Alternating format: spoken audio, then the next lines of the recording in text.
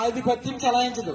అక్కడతో అయిపోయింది. మనం చనిపోయాం కాబట్టి మన మీద ఇంకా కేసు లేదు, ముగించేశారు. కానీ విచిత్రం ఏంటంటే దేవుని పీనల్ కోడ్ ఉంది కదా బైబిల్, ఇది దేవుని పీనల్ కోడ్ అనమాట బైబిల్. ఈ బైబిల్ గ్రంథంలో యేసుక్రీస్తు ఏమన్నాడో తెలుసా? చనిపోయిన వారిని కూడా లేపి శిక్షించే అధికారం దేవుడికి ఉందంట. మీరు వింటున్నారా? అందుకే చెప్తున్నాడు 20 ఎన్నో వచ్చిన అది 21